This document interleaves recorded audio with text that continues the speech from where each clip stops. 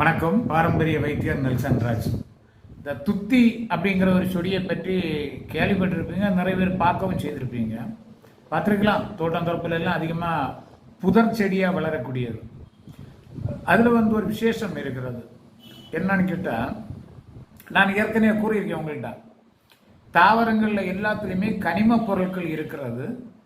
அந்த கனிம பொருட்களை வைத்து தான் பழங்காலத்தில் முனிவர்கள் மருந்துகளை, அதாவது இந்த கனிம பொருளும் அந்த கனிம பொருளும் ஒன்று சேர்ந்தால், இந்த அலோபதியில் பண்ணுறாங்க இல்லை, இன்ன கனிம பொருள் இன்ன கனிம பொருள் இன்ன வினையை தரும்.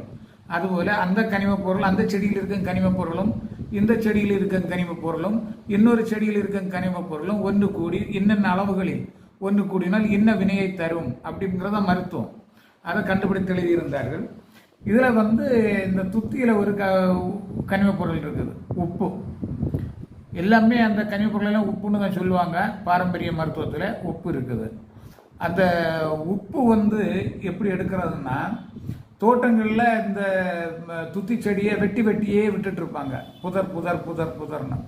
அப்படி 25 வருஷத்துக்கு மேலே வெட்டி அதுலேருந்தே முளைச்சி அதுலேருந்தே வெட்டி முளைச்சி வந்த செடியில் அந்த மூடு, அந்த அடிப்பாகம், அந்த செடியின் அடிப்பாகத்தின் அப்படியே வேற கிளறி அப்படியே மூடோடு வெட்டி எடுத்து அது சிறு சிறு துண்டுகளாக வெட்டி சுமாராக ஒரு 3 கிலோக்கு கிடைச்சதுன்னு வைங்களேன். 10 செடின்னு சொல்லும்போது ஒரு 30 கிலோ அப்படி ஆயிடும் பெரிய தண்டுகளாக. 30 கிலோவையும் விறகாக உணர்த்தி அதை அழகாக அடுக்கி ஒரு குழிக்குள்ளையில் வச்சு அழகாக அடுக்கி காற்று போடுற அளவில் அடுக்குவாங்க. அடுக்கி உள்பக்கம் ஒரு கற்பூரத்தை வச்சுருப்பாங்க, கற்பூரமும் தேங்காய் நாரும். அதில் நெருப்பை கொடுத்த உடனே இது சுகாதாரியம். பின்னும் மேலே மீதி விறகுகளையும் அடிக்க அப்படி வச்சுருவாங்க. எதை? துத்தி விறகை வச்சுட்டு அது ஒரு 3 நாள் தாண்டும் போது அப்படி சாம்பலாகி நீரி கறி துண்டாக இருக்காது, எல்லாமே சாம்பலாக மாறிடும்.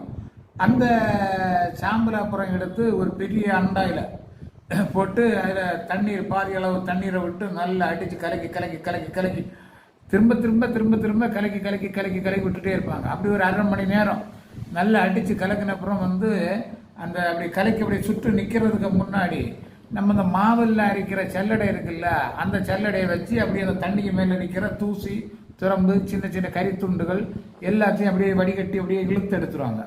எடுத்து சுத்தமான தண்ணி இந்த சாம்பல் கலங்கி அப்படியே நிற்கும். அது அப்படியே அசையாமல் ஒரு ரூமில் வச்சுட்டாங்கன்னா 3 நாள் கடந்ததை பார்க்கும்போது இந்த சாம்பலில் இருந்த அனைத்து உப்புக்களும், அந்த துத்தி செடியில் உள்ள உப்புக்கள், எது 25 வருஷமா தரைக்கு அடியில் இருந்த அந்த செடியின் மூட்டு பகுதியில் எரித்து சாம்பலாகப்பட்ட உப்புக்கள், அந்த உப்புக்கள் அப்பளம் வெந்தது போல மேலே படர்ந்துபடி நிற்கும் அந்த தண்ணிக்கு மேலே. அதை ஏதாவது ஸ்பூன் இல்லைன்னா பனை ஓலை துண்டு இப்படி வச்சு அழகாக இலக்கி அதை ஒரு பீங்கான் பாத்திரத்தில் வச்சு வெயிலில் ஒரு 2 மணி நேரம் வச்சாங்கன்னா அது ஈரம் எல்லாம் போய் சாதாரண உப்பாக வந்துடும். அந்த உப்பை இந்த நோய்க்கு, அது மூல நோய்க்கு ஒரு அரிசி இடை வீதம் அது முத்திய மூல நோய்க்கு தான். அரிசி இடம் வேதிக்கும் அரிசி இடை அளவு எடுத்து மூல நோய்களுக்கான லேகியங்கள் இல்லைன்னா கருணை லேகியம் இதில் வச்சு பொதிஞ்சு கொடுப்பாங்க. சீக்கிரமாகவே அந்த மூல நோயை குணப்படுத்துவதற்கு ஒரு உறுதுணையாக, மற்ற மருந்துகளுடன் இந்த உப்பும் ஒரு உறுதுணையாக இருக்கும். இதுதான் துத்தி செடியோட ஒரு தன்மை.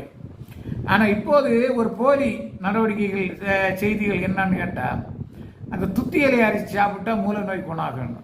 இதனால இதை நம்பி செய்கிறவங்களுக்கு அந்த நோய் குணமாகாமல் அந்த நோய் பெருசாகி கடைசியில் அது புண்ணாகி கேன்சராக வரக்கூடிய வாய்ப்பு கூட உண்டு.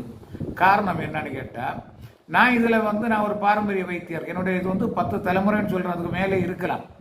அந்தளவு ஒரு பாரம்பரிய வம்சத்தில் இருந்த வைத்தியர் தான். நான் என்ன பேசுகிறேன்னா, உங்கள்கிட்ட இந்த புதர் செடின்னு அதை வெட்டி விட்டு சுமார் 25 ஆண்டு காலமாக முற்றிப்போன அந்த மூட்டு பகுதியும் வேர்பகுதிகளும் தான் எடுத்து எரிக்க சொன்னனே தவிர, இந்த இப்படி முளைச்சி நிற்கிற செடியெல்லாம் வெட்டினா அந்த உப்பு வராது, அதில் சத்து வராது. அப்படி இருக்கும்போது இந்த இலையை அரைச்சி அதில் பண்ணி மூலத்துக்குன்னு இல்லைன்னு உபயோகப்படுத்தினால் கண்டிப்பாக அந்த நோய் குணமாகாது. அந்த மூல நோய் நாட்கள் கடந்து பெரிதான சூழ்நிலைக்கு புற்றுநோயாக உருவாகும் சூழ்நிலைக்கு வந்துவிடும். ஆக இதை நம்ப வேண்டாம். இன்னும் ஒரு மேட்ரு என்னன்னு கேட்டால், மதுரையில் ஒரு நண்பர் என்ன சொன்னார், மூலத்துக்கு துத்தி மாத்திரை சாப்பிட்றேன்னு. ஏங்க ஒரு இலை இவ்வளோ இருக்கான், அதில் 50 இலையை வச்சு அரைச்சி தின்னாலே ஒரு பலன் கிடையாது. அப்படி இருக்கும்போது இலையை அரைச்சும் போது ஒரு நல்ல மிளகு அளவு அல்லது சுண்டைக்காய் அளவு நம்ம ஒரு மாத்திரைன்னு அதை அரைச்சி வச்சிருக்காங்கன்னா ஒரு இலையில சுமார் 10 மாத்திரைகள் வரும். 5 ரூபா வச்சு விற்று உங்களை ஏமாத்திட்டு இருக்காங்க. தயவு செய்து இவங்க விற்கிற துத்தி மாத்திரையோ துத்தி இலையோ மூல நோய்க்கு பயன் தராது. அதில் நீங்கள் ஏமாந்து விடாதீங்க, நோயை பெருசுப்படுத்தாதீங்க. அந்த நோய் குணமாகாமல் நாள் கடந்து இந்த இவர்களுடைய பொய் கூற்றை கேட்டு அதை நீங்கள் செயல்பட்டீர்களே ஆனால் நோய் குணமாகாமல் நாள் கடந்து அந்த மூல நோயானது கேன்சர் கட்டியாக உருவாக்கும் வாய்ப்பு உண்டு. அதனால் தயவு செய்து அதற்கான பாரம்பரிய திறமையான வைத்தியர்கள் இல்லைன்னா அலோபதி மருத்துவர்கள் இவர்களை சந்தித்து உங்கள் நோயை குணப்படுத்துங்க. நன்றி, வணக்கம்.